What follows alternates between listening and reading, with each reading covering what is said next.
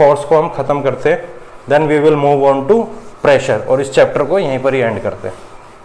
लंबा खिंच गया है बहुत, बट चीजें समझ में आनी चाहिए। मेन चीज है कि आपको अगर समझ में आ गया देन मेरा जो पर्पज है ये करने का वो सॉल्व हो गया। ठीक है रक्षित, तो आपका नेक्स्ट आया फोर्स को, यहां पे लिख लेते हैं थोड़ा सेंटर में। फोर्स एक हो गया आपका कॉन्टैक्ट टाइप, कॉन्टैक्ट टाइप का हो गया, एक नॉन कॉन्टैक्ट टाइप हो गया। नॉन कॉन्टैक्ट के एग्जाम्पल क्या है और कॉन्टैक्ट के एग्जाम्पल क्या है, आपकी बुक के हिसाब से चलेंगे, एनसीईआरटी या जो भी आप बुक फॉलो कर रहे हैं उसके हिसाब से। कॉन्टैक्ट फोर्स को आपका मस्कुलर फोर्स भी लिखा है। मस्कुलर फोर्स क्या होगा? मसल्स वाला फोर्स, जिसमें आप अपने मसल्स यूज करते हैं फोर्स लगाने के लिए। किसी भी जिसमें भी आपका कांटेक्ट हो रहा है, देखिए फोर्स तो मशीन भी लगा सकती है, ठीक है, ह्यूमन बीइंग यानी कि हम लोग भी लगाते हैं फोर्स अपने डेली लाइफ में, बिना फोर्स के तो काम चलता नहीं है। सो जिसमें हम अपने मसल्स यूज कर रहे हैं, सपोज करिए अगर मैं, ये डस्टर है, डस्टर को उठाने के लिए मैंने अपना मसल यूज किया है, इसको लिफ्ट करने के लिए अपना मसल यूज किया, तो इस कॉन्टैक्ट फोर्सेस को हम मस्कुलर फोर्सेस भी बोलते हैं। That is the only definition और वेरी सिंपल डेफिनेशन। अब नॉन कॉन्टैक्ट टाइप के फोर्सेस कौन कौन से होते हैं? जिनमें कि कॉन्टैक्ट नहीं होता। अगर मैं कहूँ कि अब ये डस्टर मेरे हाथ पे रखा है, तो एक ऐसा फोर्स इमेजिन करिए जिसमें कि कॉन्टैक्ट हो नहीं रहा है और फोर्स भी लग रहा है। फोर्स मतलब पुश और पुल, ये जरूर याद रखना, पुश करते हैं या पुल करते हैं। फोर्स का मतलब होता है पुश या पुल, चाहे मस्कुलर की बात करें या नॉन कॉन्टैक्ट की बात करें। अब सो नॉन कॉन्टैक्ट का सबसे पहला जो एग्जांपल है मैग्नेटिक फोर्स। किस टाइप का फोर्स? Magnetic force. तो ये आपको समझ में आ गया। अब इसको हम थोड़ा डिटेल में देखेंगे, तो इसको यहां से हम हटा देते हैं और इसको हम यहां पर लिख देते हैं non contact type. Non contact type का आपका पहला फोर्स हुआ मैग्नेटिक फोर्स। मैग्नेटिक फोर्स कैसा होता है? आप सबने अपनी डेली लाइफ में, अपने बचपन में, अभी भी आप बचपन में ही हो, तो आप मैग्नेट से खेलते हैं ना भाई, एक मैग्नेट यहाँ रखी, एक मैग्नेट यहाँ रखी और उसको पास लाते हैं तो वो चिपक जाती है। तो आपने देखा कि आप उसके बीच में तो कोई फोर्स थी नहीं, तो वो चिपकी क्यों? वो एक ऐसी फोर्स थी बीच में जो कि हमें दिखाई नहीं देती है, ठीक है। बिना फिजिकल कांटेक्ट के जो फोर्सेस होती हैं उनको नॉन कांटेक्ट फोर्सेस बोलते हैं, और magnetic force one of the example है उसका। अब सपोज करिए ये एक मैग्नेट है, ये एक मैग्नेट है आपका, और ये एक मैग्नेट, दूसरा मैग्नेट है। हर एक मैग्नेट के नॉर्थ और साउथ पोल होते हैं, ये हमेशा याद रखना। North pole, south pole, south pole, north pole. तो मैंने कहा अगर ये वाला एंड नॉर्थ है और ये वाला साउथ है, और ये वाला नॉर्थ है और ये वाला साउथ है, तो ये दोनों क्या है? ऑपोजिट हैं एक दूसरे के। इसमें क्या होता है कि इसको अगर मैं प्लस बोलता हूँ, ये माइनस बोलता है। अगर ऑपोजिट होते हैं तो वो एक दूसरे को अट्रैक्ट करते हैं, तो ये दोनों पास पास आ जाएंगे एक दूसरे के ऐसे। और इनके बीच में जो काम चलता, जो हमें नहीं दिखाई देता, वो इस टाइप की ऐसे रेज जाती हैं, रेज जो कि हमें नहीं दिखती। करंट फ्लो करता है बिजली का, दिखता थोड़ी है, जब हाथ लगाते हैं तब करंट लगता है। सो ये इस टाइप से इसके अंदर ये चलता है। अब अगर यहाँ पर नॉर्थ पोल की जगह अगर मैं कहूँ कि यहाँ पर साउथ पोल में रख दूँ, यहाँ पर साउथ है और यहाँ पर भी मैं साउथ रख देता हूँ, नॉर्थ नॉर्थ, तो ये क्या है? सेम टाइप के हैं। प्लस प्लस क्या करेंगे? रिपेल। रिपेल मतलब दूर दूर भागेंगे एक दूसरे से कि हमें नहीं पास में आना, हमें पास में नहीं आना। तो यहां पर मैं आपको लिखता हूं प्लस प्लस रिपेल। रिपेल मतलब दूर। माइनस माइनस क्या होगा? यहां मैथमेटिक्स मत लगाना, माइनस माइनस प्लस, यहाँ पे होगा माइनस माइनस, सेम टाइप के चार्ज हैं, फिर दोबारा सेम है तो ये भी दूर जाएंगे। फिर मैं कहूँ प्लस माइनस, ये पास आएंगे। या माइनस प्लस ये भी अपोजिट हैं, ये भी पास आएंगे। तो मैग्नेटिक फोर्स में इस टाइप से आपका ये चलता है। ठीक है, अब नेक्स्ट फोर्स देख लेते हैं, electrostatic force. Electrostatic force, electrostatic force, इसका आपके हम डिटेल में पढ़ेंगे। आपका एक 12th या 13 नंबर का चैप्टर है जिसमें कि ये डिटेल में दिया है, इलेक्ट्रॉन्स के बारे में दिया है। अभी इसको इतना ही समझे कि जब हम एक बॉडी चार्ज्ड बॉडी है और दूसरी रेस्ट में है, तो जो चार्ज बॉडी है वो रेस्ट वाली को अपनी तरफ खींच लेती है। जैसे कि आपको अपने, और ये बॉडी टू बॉडी डिपेंड करता है कि उसके अंदर चार्ज डेवलप भी कर सकते हैं या नहीं। जैसे प्लास्टिक्स है, प्लास्टिक में बहुत ईजिली चार्ज डेवलप हो जाता है। तो जैसे अगर मैं ये प्लास्टिक की बात करूँ, इसको मैं थोड़ी देर अपने सर में रगड़ूँ, सर में रगड़ने से क्या है, ये चार्ज हो जाएगा। आप देखोगे तो थोड़ा गर्म भी हो जाता है, जो चार्ज, इसके पार्टिकल्स चार्ज हो जाते हैं। और आप कागज़ के छोटे छोटे टुकड़े रखेंगे तो ये उनको अट्रैक्ट करने लग जाता है। दैट फोर्स, उसमें भी हमने टच तो नहीं किया, थोड़ा सा दूर रखना उससे, तो वो उसको अट्रैक्ट करने लग जाता है। So that force is known as electrostatic force. ठीक है, अब नेक्स्ट आता है आपका ग्रेविटेशनल फोर्स। ग्रेविटेशनल फोर्स, ये बहुत इंपॉर्टेंट फोर्सेस हैं।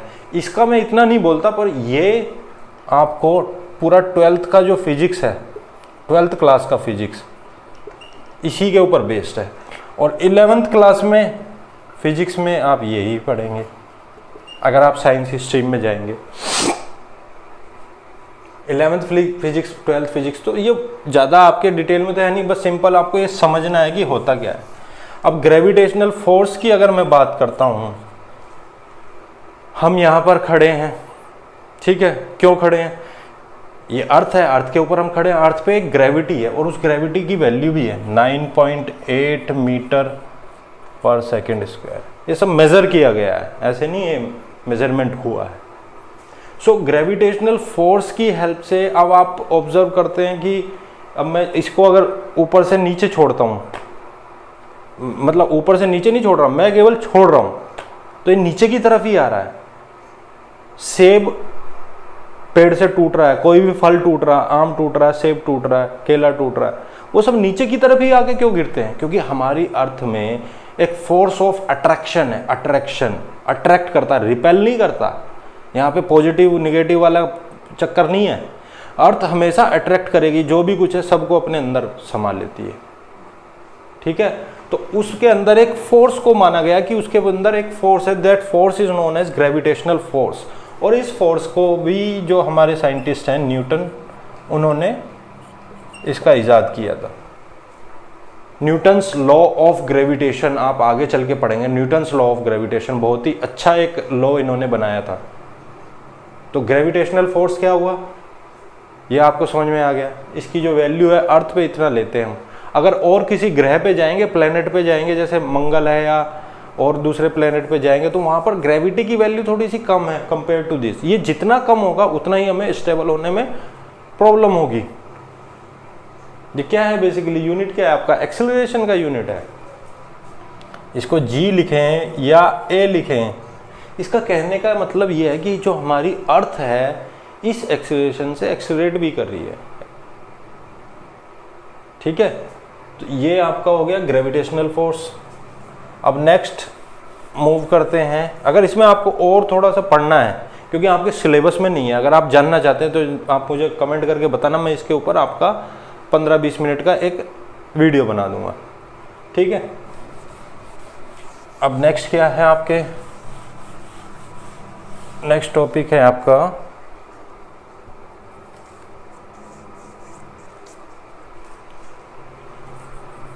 फ्रिक्शन। इसी में ही फ्रिक्शन भी आपका दिया हुआ है। हमने वो कांटेक्ट फोर्सेस में मिस कर दिया है आपका पॉइंट, तो उसको एक बार देख लेते हैं। बहुत इंपॉर्टेंट चीज़ है कांटेक्ट फोर्स, कांटेक्ट टाइप का ये फोर्स है, क्योंकि इसमें कांटेक्ट आता। फ्रिक्शन को हिंदी में बोलते हैं घर्षण, घर्षण बोला जाता है फ्रिक्शन को हिंदी में। अब फ्रिक्शन तो आपकी डेली लाइफ में, हालांकि ये एक पूरा चैप्टर दिया है आपका, मैं आपको यहाँ पर एक फीलिंग दे दूँ कि अगर आप चल पा रहे हैं, अगर आप फर्श पर चल पा रहे हैं, that is because of friction. आपका एक लेयर के दूसरी लेयर के बीच में, सपोज एक लेयर ये है और दूसरी लेयर मेरी ये है, ये दो बॉडी हैं, इनके बीच में एक रफ सरफेस होता है बहुत। जब आप इसको माइक्रो लेवल पे जूम करके देखेंगे ना तो आपको रफ सरफेस दिखाई देगी। अगर मैं इसी फर्श पर ऑयल डाल दूं, सरसों का तेल डाल देता हूं या कोई भी लुब्रिकेटिंग ऑयल डाल देता हूं, तो क्या आप चल पाएंगे स्मूथली? नहीं चल पाएंगे। आप जैसे पांव रखेंगे फिसल जाएंगे। तो उसमें आप क्या कर रहे हैं? फ्रिक्शन को कम कर रहे हैं। क्या कोई एक ऐसी जगह भी आपने देखी है जहां पर फ्रिक्शन जीरो हो? जीरो फ्रिक्शन वाली जगह, हार्डली कोई ऐसी जगह है जहां पर जीरो फ्रिक्शन हो। थोड़ा बहुत फ्रिक्शन जरूर होगा। और फ्रिक्शन हमारे नुकसान के लिए है या फायदे के लिए है, ये डिपेंड करता है आपकी एप्लीकेशन के। मैं ये नहीं कह सकता कि फ्रिक्शन मेरे नुकसान कर रहा है। नुकसान भी करता है और फायदा भी करता है। भाई आप चल पा रहे हैं, कितनी बड़ी चीज है, जस्ट बिकॉज ऑफ फ्रिक्शन। से क्या है कि कोई ऐसा कोई गेम खेल रहे हैं जिसमें शूज पहन रहे हैं, वो ऐसा जूता लेते हैं नीचे स्पाइक्स लगाते हैं। क्रिकेटर जो है, जो बॉलर होता है, वो क्या अपने नीचे एक कांटे लगाते हैं, या जो फुटबॉलर होते हैं वो फ्रिक्शन को बढ़ाते हैं, नहीं तो वो फिसल फिसल के गिरेंगे। कार आप चला रहे हैं, टायर और रोड के बीच में फ्रिक्शन है तभी कार चल रही है। अगर अब इसका मैं एग्जांपल दूं, फ्रिक्शन कम कब हो रहा है? अगर आपकी जो कार है वो अगर कीचड़ में फंस जाए, कीचड़ में फंसना, और उसमें आपका कीचड़ में फंस गई, आपका टायर ऐसे घूमे जा रहा है और कीचड़ को फेंके जा रहा है, पर आगे मूव नहीं कर रही। क्यों नहीं कर रही? क्योंकि उसको फ्रिक्शन नहीं मिल रहा है। जितना सरफेस रफ होगा उतना ज़्यादा फ्रिक्शन होगा। रफ मतलब उबड़ खाबड़ वाला, और जितना स्मूथ होगा, कीचड़ क्या चिकनी है तो इसका मतलब फ्रिक्शन कम है वहाँ पर। तो इसको बोलते हैं दो बॉडी के बीच में आता है जो फोर्स और जो उसका मोशन को अपोज करता है। सपोज करिए मेरी जो कार है,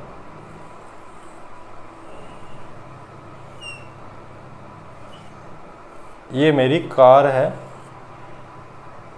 ये आगे की तरफ ऐसे चल रही है, मूव कर रही है, चल रही है, आप ड्राइवर गाड़ी चला रहा है, तो इसको सामने से इसको एयर का रेजिस्टेंस भी लग रहा है। एयर का रेजिस्टेंस भी लग रहा है, हवा में भी फ्रिक्शन है। इसका जो शेप है वो जानबूझ के ही ऐसा डिजाइन किया जाता है ताकि इस पे से हवा ऐसे निकल के चली जाए। एरोडायनेमिक शेप जिसको हम बोलते हैं। कैसी शेप बोलते हैं? Aerodynamic shape. हवाई जहाज क्यों ऐसा बना है? हवाई जहाज का शेप ऐसा क्यों दिया गया है? ऐसा क्यों है? एरोडायनेमिक शेप, ताकि इसमें रेजिस्टेंस कम लगे, फ्रिक्शन कम हो। फ्रिक्शन ज़्यादा होगा तो फ्यूल ज़्यादा खाएगा, प्रॉब्लम है। और एरोप्लेन में क्या है, माइलेज बहुत कम होता है, तो इसकी शेप पे बड़ा काम किया जाता है। सो फ्रिक्शन को कम करने पे काम किया जाता है। फ्रिक्शन का और क्या एग्जांपल है? जैसे पंखा चल रहा है, पंखा रोटेट कर रहा है, ऐसे घूम रहा है तो उसके अंदर बियरिंग लगी होती है। हम क्या लगी होती है? बियरिंग में घूमता है पंखा आपका। आप कभी भी, आपका अगर मिस्त्री से पंखा बनवा रहे हैं, कभी भी देखना उसके अंदर छोटी छोटी स्टील की बॉल्स होंगी, और उसमें क्या है, वो ग्रीस होता है ना, ग्रीस उसमें लगा के उसको रखता है। आपकी साइकिल में भी होता है, हैंडल में जहाँ पर भी मोशन देना होता है ना, सर्कुलर मोशन, वहाँ पर बेयरिंग होती है और वो फ्रिक्शन को कम करते हैं। मैं चाहता हूँ कि हैंडल को आसानी से घुमा सकूँ। अगर वो बॉल कट गई है आपकी उसके अंदर, तो आपका फ्रिक्शन बढ़ जाएगा और आप कहते हैं यार मेरा हैंडल बड़ा टाइट घूम रहा है। तो this is because of friction. Friction के मेरे फायदे भी हैं, नुकसान भी। अगर साइकिल के हैंडल में फ्रिक्शन ज़्यादा हो गया तो मेरा घुमाना बहुत मुश्किल हो रहा है। यहाँ पर फ्रिक्शन अगर ज़्यादा हो गया तो क्या, फ्यूल ज़्यादा खाएगा। यहाँ पर फ्रिक्शन ज़्यादा हो गया, यहाँ पर भी फ्यूल ज़्यादा खाएगा। तो फ़ायदे कहाँ पर हैं? मैं रोड पे चल रहा हूँ, स्मूथ सरफेस है, अगर चिकनी होगी तो मैं गिर जाऊँगा, तो वहाँ पर मेरा फ्रिक्शन चाहिए ही चाहिए।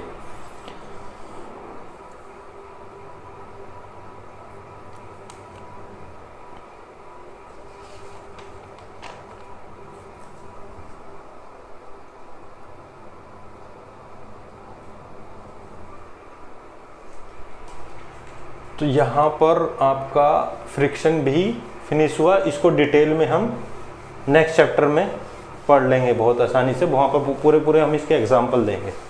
यहाँ पर बस यही याद रखिए आप कि फ्रिक्शन क्या है, आपका दो बॉडी के बीच में होता है और वो मोशन का अपोज करता है। ये तो समझ गए ना आप। अब एक टॉय कार, एक बार और बता देता हूँ, चलो आपको अगर नहीं समझ में आया, एक टॉय कार है, ये टॉय कार समझ लीजिए। आपने इसकी चाबी भरी और छोड़ दिया और ये चलती जा रही है, यहाँ पर आ गई, यहाँ पर आ गई, यहाँ पर आ गई, यहाँ पर आ गई, यहाँ पर आ गई, कुछ देर बाद जाके रुक जाती है। आप कह रहे हैं कि मैंने इतनी ही चाबी भरी थी, चलिए चाबी वाली ना ले करके आप एक वैसी ले लीजिए और इसको धक्का मार दीजिए। धक्का मारेंगे थोड़ी दूर चलेगी। आजकल तो घरों में टाइल्स होती है तो ज़्यादा दूर चल जाती है। अगर आप इसी को ही रोड पे चलाएंगे या मिट्टी वाली जगह पे चलाएंगे, तो अगर ये टाइल्स वाली जगह में यहाँ पर आई तो मिट्टी वाली जगह में ये यहाँ पर आएगी। तो यानी कि मिट्टी वाली जगह में फ्रिक्शन ज़्यादा था, ये अपने आप ही रुक जा रही है। फ्रिक्शन था इसीलिए रुक गई। अगर फ्रिक्शन नहीं होगा, एक आपको अच्छी चीज़ बता रहा हूँ, अगर फ्रिक्शन नहीं होगा, अलग अगले चैप्टर में ये बताने वाला था, नहीं होगा तो इसको कोई रोक ही नहीं सकता है, ये हमेशा ही मूव करती रहेगी, भगवान की देन है। ठीक है, तो यहाँ पर आपके फोर्स खत्म हो गए। देखो मैं एक बार आपको रिवाइज करा देता हूँ क्या क्या हमने पढ़ लिया। पुश, पुल, फिर हमने पढ़ा इंटरेक्शन, फिर हमने क्या पढ़ा, पुश पुल इंटरेक्शन, फिर हमने नेट फोर्स पढ़ा। ये सब का आपको दिमाग में रिकॉल हो जाना चाहिए है क्या क्या चीज़ें। नेट फोर्स पढ़ा, नेट फोर्स के बाद हमने कॉन्टैक्ट फोर्स पढ़ा, टाइप ऑफ फोर्स, फिर हमने नॉन कॉन्टैक्ट पढ़ा, फिर हमने फ्रिक्शन पढ़ा, ये भी कॉन्टैक्ट नॉन कॉन्टैक्ट में ही आ गया। तो यहां तक अभी तक हम इसको पढ़ चुके हैं। अब आपका नेक्स्ट आता है which is very very important, pressure, ये वाली चीज। ठीक है, अब प्रेशर शुरू करते हैं और इसको जल्दी से। सो प्रेशर क्या है, बहुत ही ज़्यादा प्रेशर है आज। प्रेशर किसका है, एग्जाम का प्रेशर, पेरेंट्स का प्रेशर, स्कूल में टीचर का प्रेशर। बच्चा प्रेशर के अंदर है, प्रेशर कुकर बन गया है। प्रेशर कुकर, आपके घरों में प्रेशर कुकर है ना, उसमें सीटी बजती है, प्रेशर रिलीज होता है बाहर की तरफ, वो भी एक प्रेशर है। आपके ऊपर एग्जाम का प्रेशर आता है बाहर से, मम्मी पापा का, टीचर्स का, डेट का, टाइमलाइन का, तैयारी नहीं है उसकी वजह से प्रेशर आ रहा है। सो प्रेशर को अगर मैं इसका एक सिंपल सा डेफिनेशन लिखता हूं तो ये होता है मेरा फोर्स अपॉन एरिया। यहां पर एक नई चीज क्या आ गई, एरिया। फोर्स तो अब तक आपने पढ़ लिया, यानी कि मैंने एक पुश लगाया, सपोज करें पुश लगाया या पुल लगाया, पुल टाइप का फोर्स लगाया, ये तो मैंने फोर्स लगा दिया यहां पर। अब कितने एरिया पे लगा रहे हो वो इंपॉर्टेंट है। कितने एरिया पे लगा रहे हो वो उसका प्रेशर डिफाइन करेगा। अच्छा ऐसी बात है, सपोज करो ये है मेरा एक ब्लॉक और ये इसका सामने से कुछ डिस्टेंस आपको पता है, इस टाइप का ब्लॉक बना लीजिए और इसको इस साइड से लगा लीजिए। ये आपको दिख रहा है क्योंकि ये यहाँ से मैं इसको फोर्स लगा रहा हूँ इसके अंदर। अब ये जो एरिया है मेरा, ये एक रेक्टेंगल बना हुआ है, इसका एरिया से इसको अगर मैं डिवाइड कर दूंगा तो ये मुझे क्या दे देगा, प्रेशर। ये हो गया इसका फॉर्मूला। ये तो फॉर्मूले की बात होगी, अब हम इसको समझ लेते हैं क्या है। एक चीज समझे यहां पर जो कि आपको क्लियर होनी चाहिए। अगर मैं एरिया को बढ़ाता हूं, सपोज करिए अगर मैं एरिया को बढ़ाता हूं, पहले मैथमेटिक्स समझ लीजिए फिर मैं इसकी थ्योरी फिजिक्स समझाऊंगा। एरिया को बढ़ाता हूं तो ये क्या होगा, ये बढ़ेगा क्योंकि ये नीचे है, इसको बोलते हैं बेटा इनवर्सली प्रोपोर्शनल। ये आपको पता होना चाहिए। सपोज करिए एक x यहाँ पर लिखा है और मैं इसको प्रोपोर्शनल अपॉन में यहाँ पे y है, तो ये इनवर्सली प्रोपोर्शनल होता है। ये इनवर्सली यानी कि अगर ये बढ़ेगा तो ये घटेगा, यहाँ z लिख, ये बढ़ेगा तो ये घटेगा, ये घटेगा तो ये बढ़ेगा। ये बढ़ेगा, ये बढ़ेगा, ये घटेगा, ये घटेगा, तो ये इन्वर्सली प्रोपोर्शनल होता है। तो इसको अगर मैं बढ़ाता हूँ या घटाता हूँ, इसको कम करूँगा तो प्रेशर मेरा बढ़ जाएगा। प्रेशर क्या होगा? बढ़ जाएगा, यानी कि जितना छोटा एरिया होगा उतना ज़्यादा प्रेशर होगा और उतनी ही आसानी हमें काम करने में होगी। एक चीज़ पे मैं फोर्स लगा रहा था, अभी तक हम क्या कर रहे थे, मैंने कहा था ना कि एक बच्चा है, उसके पास इतनी ताकत नहीं है कि उसको वो मूव कर सके या कुछ ऐसा काम कर सके। तो उस केस में क्या है, आप प्रेशर बढ़ा दीजिए। प्रेशर कैसे बढ़ाएंगे? आप एरिया कम कर दीजिए। आपने देखा होगा डॉक्टर के पास जाते हैं, उसके पास सुई होती है, सुई आपको इंजेक्शन लगाता है तो वो सुई बड़ी आसानी से आपकी खाल में घुस जाती है, आपकी स्किन में बड़ी आसानी से घुस जाती है। क्यों घुस जाती है? क्योंकि जो सुई है, सुई कैसी है, एकदम बहुत ही शार्प टाइप की है। ये कैसा है? पॉइंटेड है। ये आसानी से अंदर घुस जाएगी बिकॉज इसका जो ये पॉइंट है, इसका एरिया बहुत ही कम है। अगर एरिया बहुत कम होगा तो प्रेशर बहुत ज़्यादा होगा। क्या ये मार्कर घुस सकता है स्किन के अंदर? ये मार्कर घुस सकता है स्किन के अंदर? नहीं घुसेगा। या मैं इधर से कहूँ ये सॉलिड है पूरा, इसको मैं करूँ, घुस सकता है? नहीं घुस सकता, क्योंकि ये जो एरिया है, ये जो सर्कल बन रहा है, ये ज़्यादा है। अगर मुझे इसको अंदर घुसाना है तो इसको इतना शार्प करना पड़ेगा, उसका एरिया कम करना होगा। तो यानी कि प्रेशर क्या है, आपका काम आसान करता है। फोर्स ने मुश्किल किया था, उसने, प्रेशर ने काम आसान कर दिया, क्योंकि फोर्स अभी भी मैं उतना ही लगा रहा हूँ, मेरे हाथ से फोर्स अभी भी उतना ही लग रहा है। बस आपने क्या किया, प्रेशर बढ़ा दिया एरिया कम करके। ये इसको कहते हैं साइंस। भाई आपने एक दिमाग लगा के एरिया कम किया और प्रेशर बढ़ गया मेरा, और वो आसानी से अंदर घुस गई सुई। इसके और भी बहुत सारे एग्जाम्पल हैं, आपकी बुक में दिए।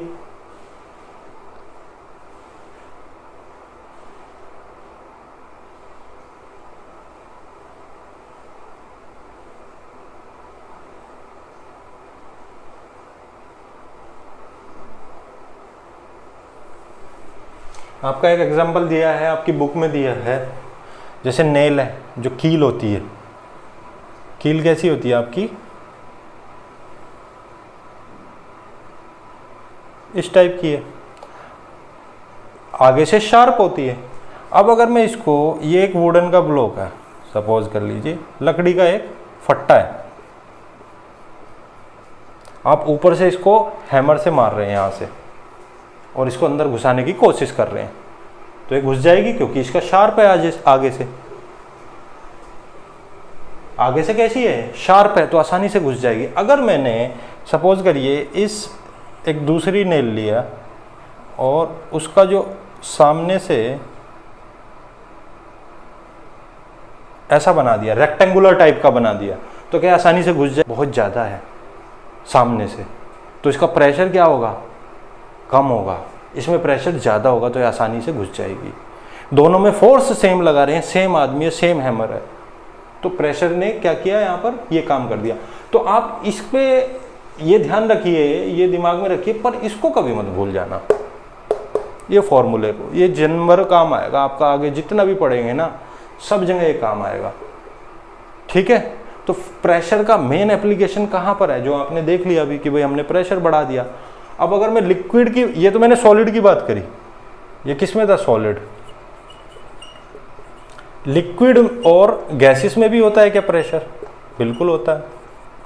कैसे होता है? क्या एप्लीकेशन है?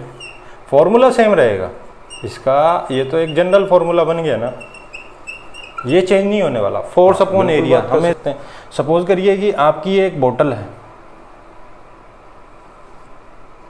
ये एक बोतल है, ठीक है, इसमें आपने पानी भरा है, यहाँ तक पानी भरा है, कोल्ड ड्रिंक भरी है, कुछ भी भरा है, जो भी है। तो ये जो पानी जहाँ तक ये भरा हुआ है, सपोज करिए ये एक हाइट आपकी कितनी है, बोतल की कुछ हाइट होगी, इसमें 20 मिलीमीटर है मान लो, 20 मिलीमीटर की एक हाइट है, वो पूरी पानी से भरी है। अब आप क्या करना, एक प्लास्टिक की ले लेना, जो यूजलेस आपकी जो बोतल होगी, उसमें एक छेद यहाँ पर करना और एक छेद यहाँ पर करना, और देखना कि पानी कहाँ से तेजी से निकल रहा है। बेटा जितनी बड़ी ये हाइट होगी उतना ही प्रेशर ज़्यादा होगा। यहाँ बॉटम में प्रेशर ज़्यादा मिलेगा ऊपर के मुकाबले। यहाँ पर प्रेशर, क्योंकि इतने सारे लिक्विड का प्रेशर यहाँ पर है, यहाँ पर केवल इतने से लिक्विड का प्रेशर है, क्योंकि बिकॉज ऑफ ग्रेविटी, मैंने कहा ना ग्रेविटी की वजह से आपका प्रेशर सारा नीचे की तरफ ही लगता है। अब अगर मैं अपनी बॉडी के अंदर बात करूँ या ह्यूमन बीइंग के अंदर बात करूँ, तो आप एक काम करना, मच्छर सबसे ज़्यादा कहाँ काटता है आपकी बॉडी में? ये मेरे दिमाग में आ गया ऐसे ही रेंडमली। सबसे ज़्यादा मच्छर आपके पैरों में काटता है। क्यों काटता है? क्योंकि आपके पैरों में ब्लड का प्रेशर सबसे ज़्यादा होता है। ऐसे चुभोते ही ना खून निकल जाता है। आपके ब्लड का प्रेशर सबसे ज़्यादा कहाँ पर होगा? यहाँ पर सबसे ज़्यादा होगा आपके पैर में, क्योंकि ये जो हाइट है, इस हाइट की वजह से प्रेशर सबसे ज़्यादा, जितना हाइट ज़्यादा होगा उतना ज़्यादा प्रेशर होगा। ये बात हमेशा ध्यान रखना। तो ये हाइट यहाँ से यहाँ तक कितनी है? 20 mm, तो यहाँ पर प्रेशर लगा है 20 mm। मच्छर इसीलिए पैरों में काटता है, और ब्लड का प्रेशर इसीलिए हाइट की वजह से सबसे ज़्यादा पैरों में होता है। तो ये आपको समझ में आ जाना चाहिए। लिक्विड का ये एक एग्जांपल हो गया। अब गैस की मैं बात करूं, खाली गैस की, गैस में प्रेशर को का क्या एग्जांपल दे सकते हैं? ये तो हुआ मेरा लिक्विड का। अगेन फॉर्मूला आपका यही रहेगा, फोर्स अपॉन एरिया। बेटा ये याद रखना, ये फॉर्मूले जो है ना, ये फॉर्मूला ये याद रखना है, इसको भूलना नहीं है। और हमेशा ये जरूर याद रखना, एरिया बढ़ेगा तो प्रेशर कम होगा, और एरिया घटेगा और घटेगा तो प्रेशर मेरा बढ़ेगा। और हम हमेशा एप्लीकेशन पे डिपेंड करता है कि ऐसी कोई ऐसी जगह भी होगी जहाँ पर हमें प्रेशर कम चाहिए, तो काम के हिसाब से हमें वो एरिया को हम मैनिपुलेट कर सकते हैं, पर फोर्स को नहीं कर पाएंगे। तो एरिया बहुत इंपॉर्टेंट चीज़ है भाई। सुई में बना रहा हूँ तो मेरे हाथ में है कि मैं उसको कितना शार्प रखूँ। जब मैं वो एक कील बना रहा था तो मेरे हाथ में उसको मैं कितना शार्प रखूँ, पर फोर्स जो है वो मेरे हाथ में नहीं है। जो आदमी इस्तेमाल करने वाला है हैमर को, हमें क्या पता उसके पास कितना फोर्स है। सो ये एरिया आपके हाथ में मैन्युफैक्चरर के ज्योमेट्री पे। तो गैस के अंदर सिंपल सा एग्जांपल मैं आपको दे देता हूँ। प्रेशर कुकर है आपका। प्रेशर कुकर में क्या है, जब प्रेशर बढ़ जाता तो सीटी से बाहर निकल जाता है एक्स्ट्रा प्रेशर। ठीक है, एक्स्ट्रा प्रेशर क्या हो जाता है आपका, बाहर निकल जाता है। और आपका एयर, जो एयर है, एटमॉस्फेरिक प्रेशर जिसको हम बोलते हैं, अभी मैं बताता हूँ वो होता क्या है। एटमॉस्फेरिक प्रेशर, एटमॉस्फेरिक प्रेशर जो हमारे एटमॉस्फेयर में, हमारे वातावरण में है, ये जो पूरा है इसको हम वातावरण बोलते हैं। एटमॉस्फेयर में जितना भी देख पा रहा हूँ सारी चीज़ें, वो सब एटमॉस्फेयर है मेरे लिए। और इस एटमॉस्फेयर में एयर है, और इस एयर का एक अपना प्रेशर है, एक दाब है। इस एयर का क्या है, एक प्रेशर है, एक दाब है।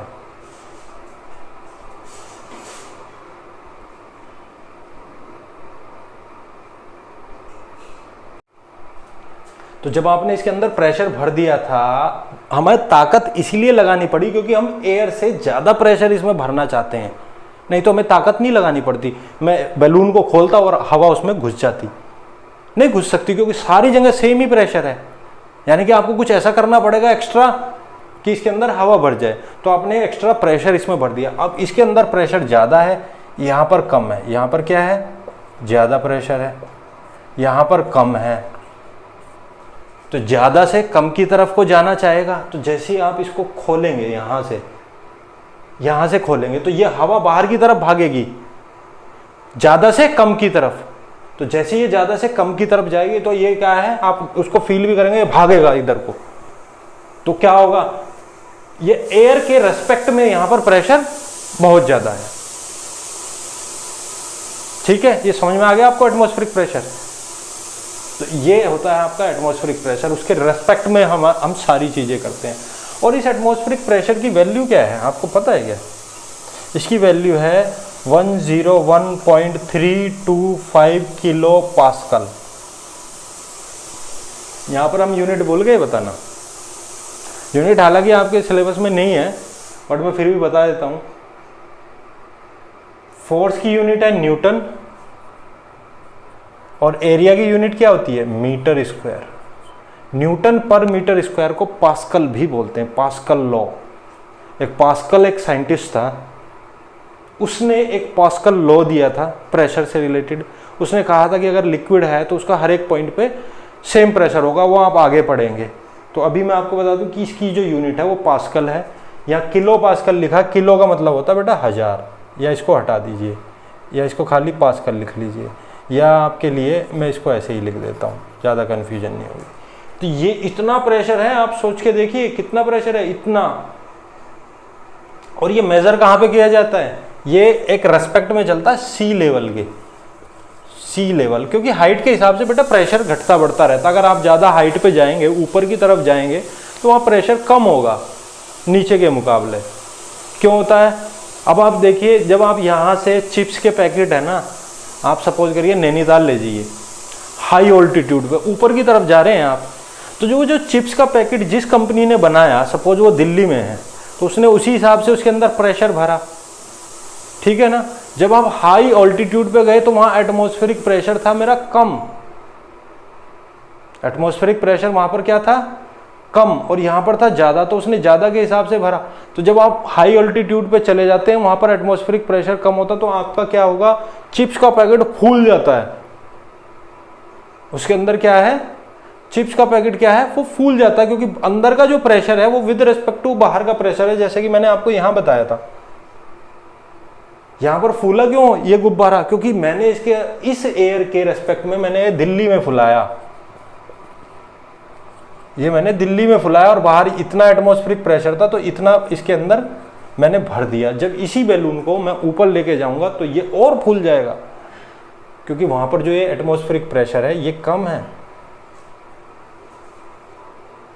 समझे इस बात को। तो this is your atmospheric pressure. So इस चैप्टर को यहाँ पर क्लोज करते हैं हम, और एक क्विक इसको कंक्लूड करते हैं, समराइज करते हैं। आपने क्या क्या पढ़ा इसमें, हमने पढ़ा पुश एंड पुल, हमने पढ़ा कि फोर्स क्या है, डायरेक्शन चेंज कर देता है, मोशन की डायरेक्शन चेंज कर देता है। फोर्स क्या है, आपका स्पीड चेंज कर देता है, बॉडी को रेस्ट से मूव कर देता है, रेस्ट टू मूव कंडीशन में ला देता है। फिर हमने कांटेक्ट टाइप का फोर्स पढ़ा, हमने नॉन कांटेक्ट टाइप का फोर्स पढ़ा कि भाई अगर कांटेक्ट नहीं होगा तो भी फोर्स लग सकता है, मैग्नेटिक, ग्रेविटेशन एंड इलेक्ट्रोस्टैटिक, ठीक है। फिर हमने क्या पढ़ा, हमने प्रेशर पढ़ा, हमने यहाँ पर फ्रिक्शन भी पढ़ा, जो कि एक कांटेक्ट टाइप का बहुत अच्छा एग्जांपल है जिसमें कांटेक्ट होता है। हमने मस्कुलर भी पढ़ा, ठीक है। प्रेशर पढ़ा हमने, प्रेशर क्या, हमने प्रेशर में क्या देखा, प्रेशर होता है फोर्स अपॉन एरिया होता है, ठीक है। फिर हमने इसके अंदर क्या देखा कि प्रेशर जो है लिक्विड और गैसेस में भी होता है। मेन तो इसका एप्लीकेशन लिक्विड गैसेस में ही है आगे की क्लासेस में। लिक्विड और गैसेस में भी होता है, जो कि वॉल्स पे लगाता है, applied on the wall, applied on walls of the container जिसके अंदर लिक्विड रखा है। एक बाल्टी के अंदर रखा है, तो बाल्टी के ऊपर एक प्रेशर है, उसकी चारों दीवारों के ऊपर, दीवारों मतलब जो प्लास्टिक की जो दीवारें हैं उनके ऊपर उसका प्रेशर है। अगर हल्की बाल्टी होगी तो आपने देखना, जैसे आप उठाओगे तो वो टूट जाएगी। कई बार हम उठाते हैं तो वो फैल के ऐसे टूट जाती है, या जब हम उठाते हैं तो उसका शेप चेंज हो जाता है प्लास्टिक की बाल्टी का, बिकॉज ऑफ लिक्विड का एक प्रेशर है उसके ऊपर। फिर हमने क्या देखा, हमने एटमॉस्फेरिक प्रेशर पढ़ा, जिसको हम गैस का प्रेशर भी बोलते हैं, एयर का, atmospheric pressure of air, air का एटमॉस्फेरिक प्रेशर, जिसकी की वैल्यू होती है 101325 न्यूटन पर मीटर स्क्वायर। ये सारा कुछ हमने पढ़ लिया। कितना सिंपल चैप्टर था। पुश पुल, पुश खींचना, दबाना खींचना, push pull. Force direction change करता है, शेप चेंज करता है, स्पीड चेंज करता है, मोशन चेंज करता है। कॉन्टैक्ट टाइप का फोर्स होता है, नॉन कॉन्टैक्ट टाइप का फोर्स होता है। नॉन कॉन्टैक्ट मैग्नेटिक, ग्रेविटेशनल और इलेक्ट्रोस्टैटिक। कॉन्टैक्ट में आपका एग्जांपल आ जाता है फ्रिक्शन और मस्कुलर टाइप का फोर्स। प्रेशर एफ अपॉन ए, फोर्स अपॉन एरिया। जितना एरिया कम रखेंगे उतना प्रेशर बढ़ेगा, एरिया कम रखेंगे प्रेशर बढ़ेगा। एरो ऊपर जा रहा है बढ़ रहा है, एरिया एक कम हो रहा है, एरो नीचे कम हो रहा है। प्रेशर लिक्विड गैसेस में वॉल के ऊपर लगता है, वॉल्स के ऊपर। एटमॉस्फेरिक प्रेशर ऑफ एयर कितना होता है 101,325, और जितना भी मेरा एटमॉस्फेयर है उसमें सारी की सारी एयर है, और एयर का एक दाब है, एक प्रेशर है। ठीक है, now we are closing this chapter. अगर आपके जो भी आपकी एक्टिविटी है वो आपको करनी है, अगर आपको कोई चैलेंज है, कुछ फेस कर रहे हैं, कुछ समझना चाहते हैं practically, then I am ready. आप मुझे कमेंट करके बता सकते हैं, मैं उसका आपको एक्टिविटी भी बना दूंगा और आपको वो समझा भी दूंगा। ठीक है, तब तक के लिए बाय। नेक्स्ट टाइम हम क्या पढ़ेंगे, फ्रिक्शन। क्यों रक्षित, फ्रिक्शन चैप्टर आपका नेक्स्ट टाइम हम पढ़ेंगे, उसको कवर करेंगे। ओके।